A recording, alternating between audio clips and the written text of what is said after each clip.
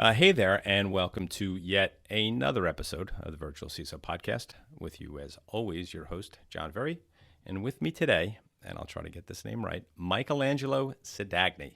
Hey, Michelangelo. Hey, John, how you doing? So you're Irish? No, I'm Italian. I got the joke though. It took you a second. Yeah, You're off to a rough start, Michelangelo. Uh, yeah, uh, I know. I'm did you prepared. grow I'm up in Italy, prepared. or did you grow up in the? Oh, you grew up in Yeah, Italy. yeah. Okay. In Italy, Are there a lot of and people then, named Michelangelo in Italy, and did you get like made fun of as a kid? Because like if you grew up in the U.S. with the name Michelangelo, it probably would have been kind of a tough upbringing. You know what I mean?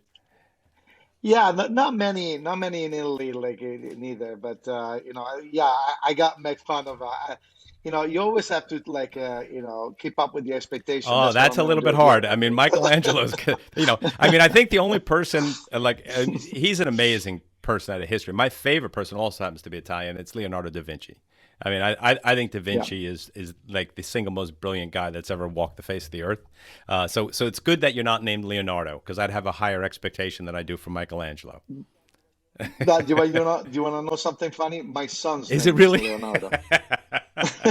Is well, that's a lot to live up to. All Exactly. right, let's start easy. Tell us a little bit about who you are and what is it that you do every day. All right, so I am the CTO and co-founder at NopSec. NopSec is a vulnerability risk management SaaS solution and service provider. The company started as a red teaming penetration testing company, and then like evolved into naturally into like a SaaS product, taking care of vulnerability risk management for companies, like easy to use a SaaS solution. And we also do like continue to do vulnerability research and penetration testing as we did since the beginning. My background goes back to like about 25 years. It's kind of hard to say, but you know, I got to that age still doing penetration testing and vulnerability research, which is amazing. And I started my career doing security audit when penetration testing didn't exist. So we look at the hardening of operating system as well as like network security audit.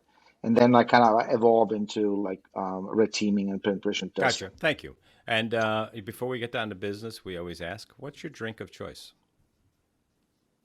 My drink of choice is Aperol Apple Spritz. spritz. Okay, I figured. No, Oh, Aperol. Oh, Aperol Spritz. you're. I like your style. I'm a compare. I love the bitters. So Yeah, yeah, a lot of the drinks that I'll absolutely. drink like a Negroni, right? That's a kind of a nice Italian drink where you're blending the gin with the Campari.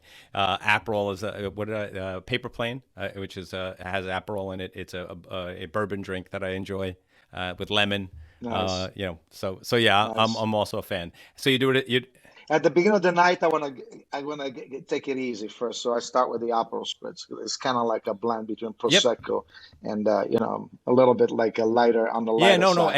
and the other thing too that you have the advantage of is it is definitely a digestive, right? So I mean, the nice thing is it really Right, does settle a exactly. meal. So I agree completely.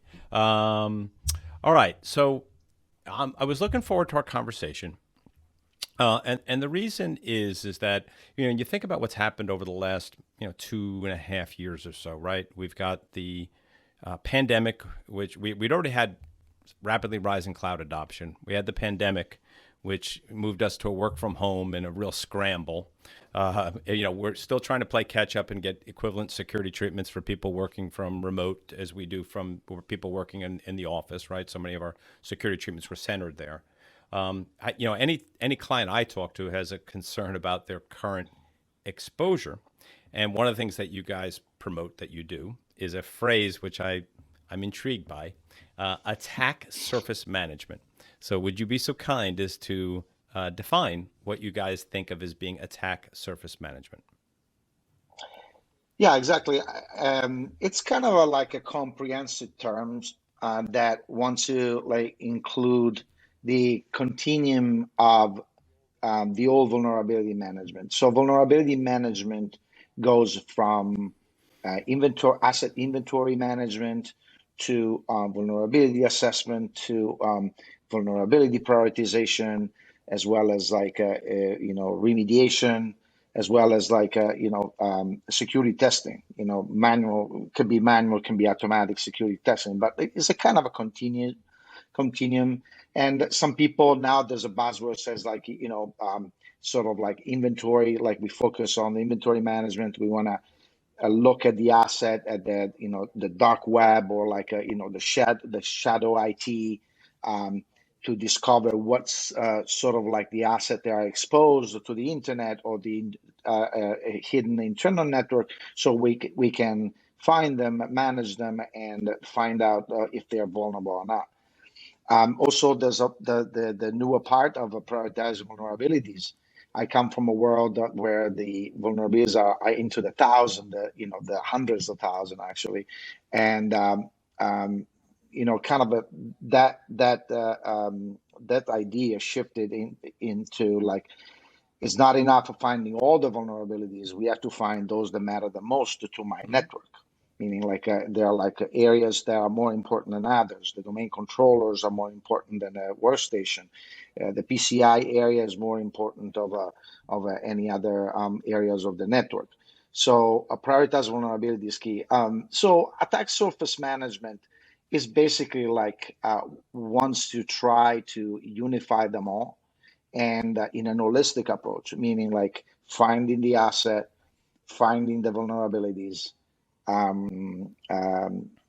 but also most importantly for an attacker, connecting the dots, meaning like it's not enough to have a vulnerability instance, that to be exploitable, that to be under direct attack, but is it exploitable in my environment? If I'm an attacker and I hit that vulnerability, I can exploit it by, can I get like a direct connect back shell to my attacker machine, so I can control that host and start moving laterally. So that's very important to understand, because not all the vulnerability are created equal. Some are exploitable, but some are can create the real problem for the defender. Okay. So question for you. Another phrase that you use, and I wonder if it's just another way to say the same thing. I believe you use cyber threat and exposure management. Would you consider that like kind of to be an analog or equivalent of attack surface management? Yeah, like so, cyber threat and exposure management is a sort of like definitely a part of it. It's basically focused on the threat.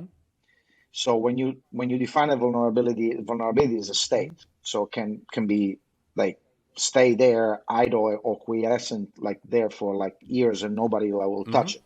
Then you have to have an exploit, right? Like you have to have, and then you have to have an actor taking that exploit and take it basically a step further. So like threat and exposure is management is like a really focus on the threat management and modeling. Attack surface management is more like taking this cyber threat and exposure management, connected to the asset and the mitigating controls, and prove that through the threat modeling or attack simulation that is indeed something that an I attacker gotcha. could indeed exploit. An analog might be that cyber threat and exposure management is to like information security risk management, as to where, which is the parent of something like attack surface management, right? Because there we're looking, like you said, specifically at a portion of the environment, right? It's a logical subset of that cyber threat and exposure management, correct? Yeah, Okay, correct. cool. Perfectly. So, question for you. There's a strong analog, if you will, right, between attack surface management and vulnerability management, right? What about configuration management? You didn't address that specifically. And there is a very interesting and fine line sometimes between vulnerability and configuration management, because a bad configuration can be a vulnerability, but there are some instances of configuration management that are not vulnerability management. So where does the attack surface management fit into, that attack surface management, vulnerability, and configuration management? So attack surface manager is basically the main umbrella that can take like a vulnerabilities as well as configuration. As you said, like an exposed directory is not a vulnerability itself. It's like a misconfiguration of shares or like a Right, web an open server. S3 bucket, So right, is not a I mean, it makes exactly, you vulnerable, but it's not technically a vulnerability because a vulnerability is a control. In a weird way, you could make an argument that an open S3 bucket is a control weakness, right? exactly. But yes, I would agree with you. It's more of a configuration issue than it is a vulnerability issue. Well, I tell you more because like if you go into the Hmm. cloud world, like Hmm. as you talk about, like a S3 bucket, AWS S3 bucket, um, every single real vulnerability of the environment is a True. configuration issue or lack thereof. Meaning, like you can literally define programmatically how an AWS or Google environment, cloud environment is Yeah, defined infrastructure is code, uh, right? Is what? as Yeah, a, yeah. exactly. So, like to complete the thought, I mean, you can think of like vulnerability configuration management as a more of a configuration issue or strategy, Hmm. because going forward, like infrastructure as a code, to me, the scanning or the vulnerability discovery will go away. One won't go away is A, configuration management, and B, attack surface Hmm. management. Because regardless, even if you force all the vulnerability to be patched at the, like, let's say, container startup, there might be like a path that which is Hmm. like still exploitable. Right. So you understand that like there will be a shift between like, oh, I use the scanner and I scan this network to configure correctly a cloud. Hmm. Gotcha. So, um, tell me a little bit about how NopSec, works in this space, right? Because like when I think of like conventional vulnerability management, right? We've been, we're a pen testing firm as well. We've been, we go back to 18 years at pen testing, or the old days of Nessus when it was Renaud, on the old mailing list exchange, and you Yeah, were exchanging nasal scripts with him when it was free, I remember when, those days. when it was free, and he was living in I think France at the time, so there was always a Right, time right. difference, right? And now, Now he lives in New York yeah, and left Tenable. I mean, now he lives on a yacht. Let's be honest. yeah. He left Tenable, by the way. Oh, I know. I mean, and Ron's doing his own thing as well, Ron Yeah, Gula. Um, yeah. so, uh, tell me a little bit about when I think of what you're doing, is it some type? Are you gluing together these logical processes, right? Understanding, what assets I have in my environment, understanding how they're vulnerable using some type of active scanning or some type of more audit, like an Nessus audit file type approach, right, where you're an authenticated configuration scan, if you will. Are you benchmarking that against CIS benchmarks? Are you doing automated, configuration pushes to fix stuff? Are you patching stuff? Tell me like what the NopSec, which pieces of this overarching process that NopSec takes Absolutely. care of for me. Yeah. So first of all, like we're not a scanner. Okay. We are like we are a scanner partner, and we work with larger enterprise that maybe they have five different scanners, Mm-hmm. like for network, and three different scanner for web application. Mm-hmm. And how do you put it all these pieces together on the vulnerability assessment piece? And also they work with the other asset inventory management, CMDB. We take the data from them as well, and basically like we have a machine learning algorithm that takes all these like pieces together, and with the help of more than 30 threat intelligent feed, calculate the probability that certain vulnerability will be used in a direct attack or like into malware, even though is not used in malware and targeted attack today. So this is one piece. The other one that completes the attack surface management is that we take basically like environmental factors such as like network segmentation as well as other compensating control, the use of, for example, of the EDR antivirus, and we kind of join them with the vulnerabilities and misconfiguration to calculate allowed attack paths. So Oh. like is an algorithm that takes the risk of the vulnerability to be used, as well as all the environmental factor, and calculate the theoretical attack path that an attacker can take to actually exploit successfully the vulnerabilities in the path. And obviously, those vulnerabilities there in the path, we prioritize them because for obvious reasons. Okay, so that's interesting. I know there's a lot. No. It's not what I expected. So I'm trying to wrap my arms around it. So, I kind of assumed I assumed that you were like, what you're really doing is you're an intelligence engine sitting on top of other sources of data, much the same way a SIM is an intelligence engine sitting on tops of other sources of data, that being log data, right? So what you're doing is you're enriching this data through this additional threat information. And what you're doing is you're consolidating and normalizing this data so that it's all in one single place. So rather than me running to my Nessus, my Tenable, running to my Spy Dynamics for my app scans or Burp Suite, you're integrating all of this data, like unifying it, normalizing it, and then making it actionable. Right? You're applying intelligence to it, making it actionable. No, because I tell you more, John. Talking with like large enterprises, that this is like at the beginning when we started like talking with the larger enterprises, it was really surprising to me. Today's basically like their manual process, it looks like this. Basically, they take the vulnerability data from Qualys, from these hundreds of thousands of great vulnerability are found by this great tool Tenable and Rapid7. They download it in a spreadsheet. And then basically they associate it with the value of the asset, which is all manual, that is gathered through like SCMDB, some other source. And then they try to, through their like various sources of threat intel, to basically try to prioritize which one should be like fixed first, as opposed to fix them 100%. Couldn't you use? Shouldn't they just be using CVSS, right? Because CVSS, does give you a measure of whether or not it actually is exploitable, right? Couldn't they just use CVSS score, or why wouldn't they? That's a great question, by the way. So CVSS score, I give you two statistics. Like on the 100% of all the CVE published, about only 0.7 or 8% is actively exploited at any given time in the wild. So basically, if you use the CVSS, even if it's a 10, there are vulnerabilities that on the 10 on the CVSS score scale, basically only 0.8%. I got you. So of the 10, you're helping them prioritize which of the 10s are actually currently being exploited. Right.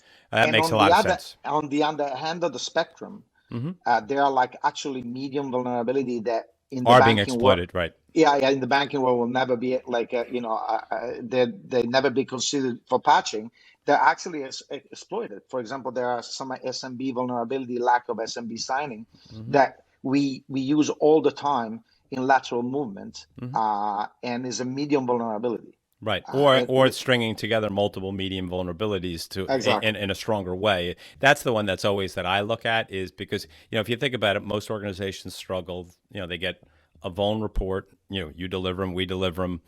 Hundreds of things to kind of clean up. What's the first thing they do? Any criticals? Okay, no good, no criticals. Highs, all right, let's get rid of these. Mediums, we'll probably accept those. And then to bring it back also, like in terms of attack surface management and environmental control, if you have a very tight environment in a strongly tight control and firewall PCI environment, even there are vulnerabilities in there, but they're not, an attacker cannot get in that environment. Right. It's like nearly impossible to exploit them. So what's the point of like try to fix everything? I fix all the 10. The problem is it's for organization, even the large one, it's an operational strain. It's unattainable, and there's also a whack-a-mole. And it's a never-ending process, right? Software's flawed.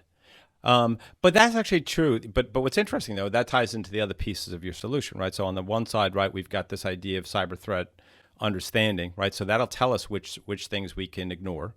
right? So, or Right. which things have the lowest probability. So but that's understanding your threat, right? Understanding your threat, understanding risk effectively.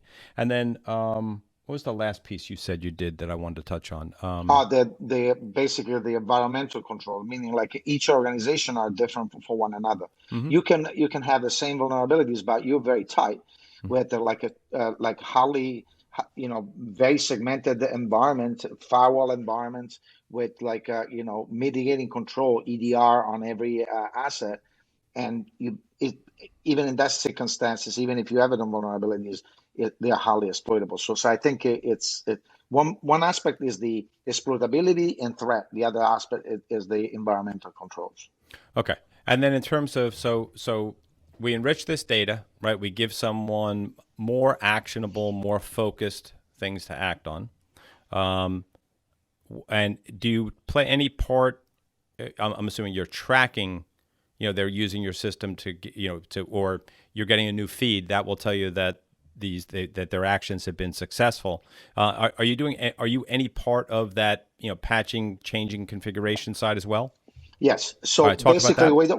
we're not like patch management. We Mm-hmm. partner with Big Fix. We like Okay. other like a CCM. So we integrate with the system, saying like, hey, if you want to like patch this like prior to the vulnerability, it's basically a click of a button, Oh, that's and then cool. or automatically, basically like you can set up SLAs. So when the SLA is for certain vulnerability, prioritized vulnerability is about to be met, automatically like you can connect to the system and patch them.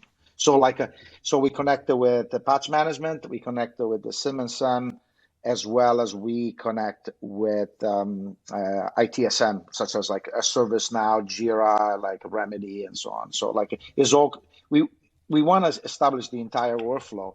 But as I said, like John, at the very beginning, we made the, I think, a wise decision to say like, okay, we don't want to recreate the wheel. We want to offer a service that basically like put intelligence on the workflow, not recreate the vulnerability scanner. The vulnerability scanners are great; they do a great job. The problem is that you're overwhelmed with their result, and Mm-hmm. it's really hard to operationalize that flow. Mm-hmm. Yeah, you're glue.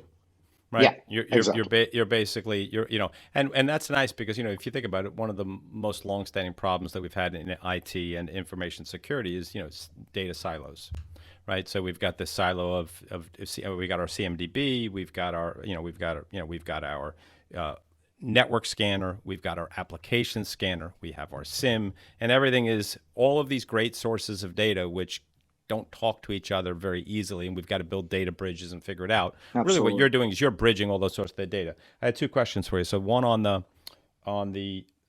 patch management, are you also are you seeing that people are willing to do automated patch management, or in so many environments like everyone wants automated and then no one will turn it on because they're scared to death it's going to break something. So we don't, it's really funny. It's like IPS is a phenomenal technology. I mean, the old Okina Stormwatch product was one of my favorite things, and then they got bought by Cisco's security agent. I thought it was going to be the cat's meow and the end of information security because everything was fixed. You didn't need to do anything, Right. but Right. no one will turn them on. No one will turn on IPS, right? Will they turn on the automated patch management or? Well, in like it depends like on asset management and risk management. So asset management, what I mean like is by wise organization, they turn on automatic patching, for example, for workstation. Like Okay. workstation can be Desktops. So rebooted, no desktops. problem. Okay, I got you. Right. The servers, obviously there's a compliance and change management, so you have to like test the first, obviously like a little bit more. So I wouldn't turn on automatic patching.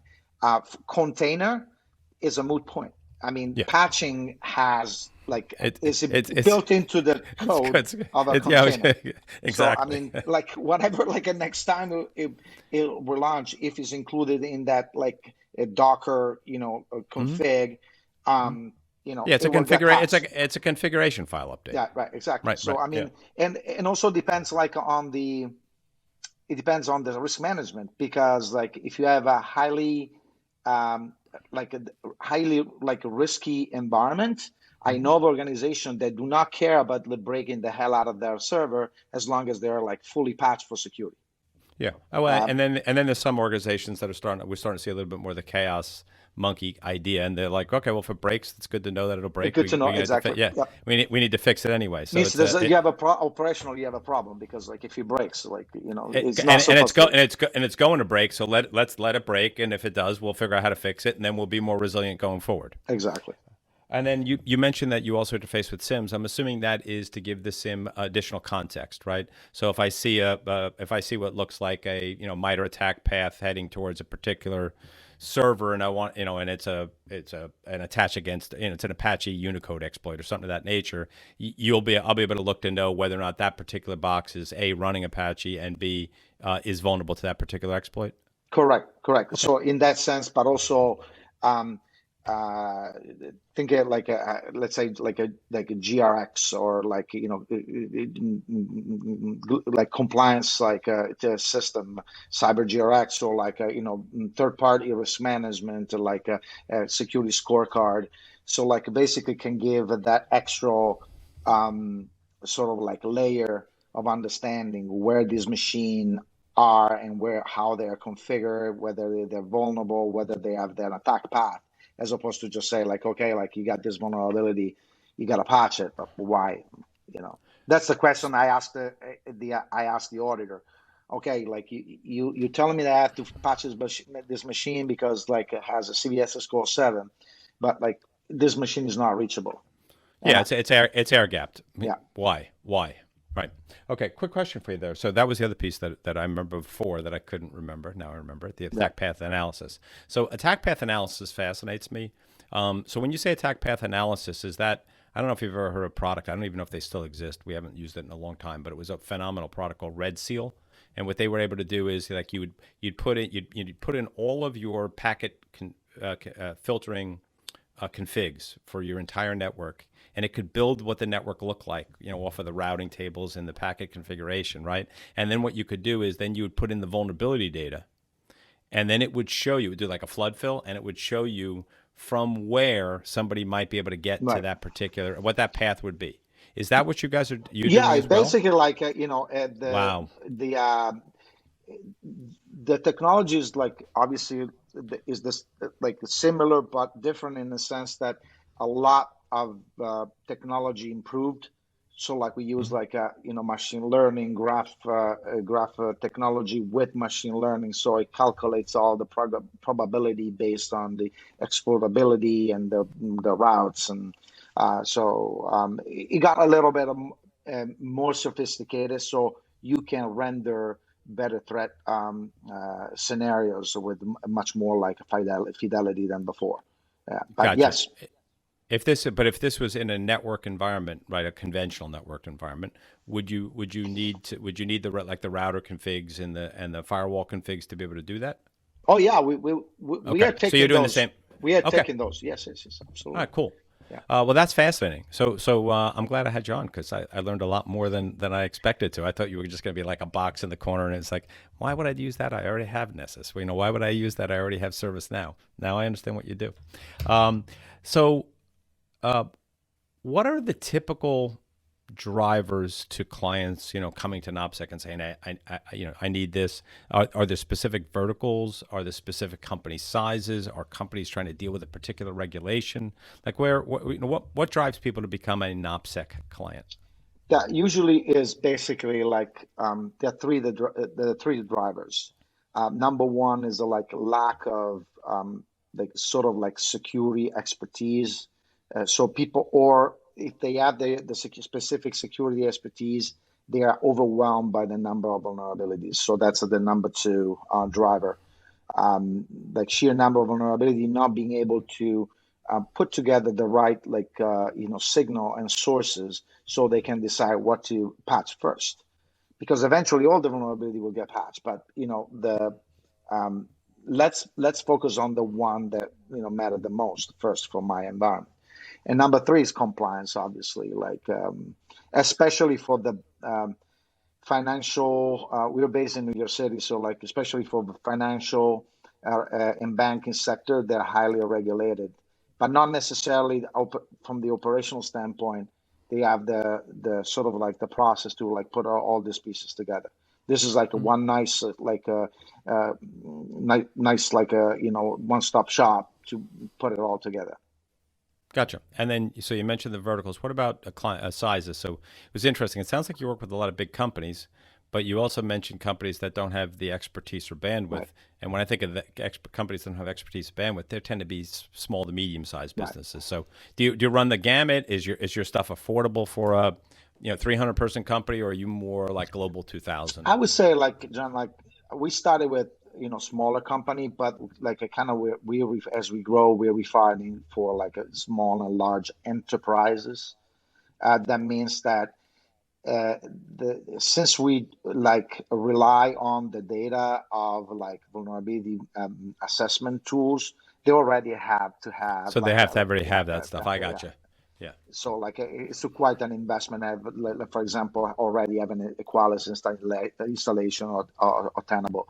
The smaller usually they use we have a few like a legacy smaller client, but it's not like our main core right now. Yeah, no, you're right because well, what happens, I guess, is the value prop goes up the more of those pieces that you're providing, intelligence to, right? So Right. if they have just the vulnerability scanner and an asset, CMDB, all right, there's a little bit of value. Then you layer in, adding in, like you said, Absolutely. a SIM, a little bit more value. And I gotcha. the more they add to their like security programs, such as Mm-hmm. like a third party risk management, like Mm-hmm. a CMDB as you mentioned, but all other areas like more sophisticated XDR and EDR, we can import those data, and it becomes like a even richer correlation and environment to make a decision. Gotcha. And then, and are CIS benchmarks in play for any of your clients? And is that something that you guys end up dealing with or no? Um, like for the cloud, yes, like they're like usually like or hardening, yes, but like I see like CIS is more like a kind of a compliance benchmark. You Hmm. can be like having like a CIS like meet CIS benchmark and still be vulnerable. So like Of I think course. we really focus on those attack paths as opposed to just like like you meet the standard and okay therefore you're like compliant and secure. I mean it's a bit different than that. Oh, no, I agree completely. But however, that being said, is that in way too many instances, compliance has budget, security doesn't. So Yeah, if that's you're true. able to if you're able to have a compliance answer as part of a security solution, I tend to find those are the companies that end up getting purchased a little bit more often because they can at least share the cost, or even sometimes you'll get the compliance people paying for a One of the security tool. latest initiative that we have been doing is actually like matching the CVE with the MITRE attack framework, like Yep. techniques, and Mm. so basically, like people can understand is this vulnerability related to like what kind of exploitation, like a privilege escalation, credential harvesting, or like what they're trying to do, like move laterally. So that's important for so even the defender can understand how to what kind of a like framework they can put that misconfiguration or vulnerability in. Yeah. So last week I was in New York and spoke at a New York League of Independent Bankers event, and it was kind of cool because we had I was on a panel with there was a guy from the Federal Reserve Bank, there was a guy from the OCC, a guy from the FDIC, someone from the New York State Department of Finance, and one other person. I'm trying to draw a blank who I'm missing. Anyway, one FDIC, did I say FDIC? Anyway, a lot of the big agencies. But one of the big things which is interesting and ties into what you're doing is, you've seen their new cyber incident reporting requirements that they just dropped. So yeah, I think with what you're doing, if you can actually, support that, that's going to be another place where, especially in the financial services area, where a tool like yours is going to provide a lot of value. No, Because that's good to the new know. the new reporting requirements are really difficult. So take a look at those. They're really cool. Absolutely, good to know. All right. Anything we missed? No, I think a pretty comprehensive, overview, definitely. Cool.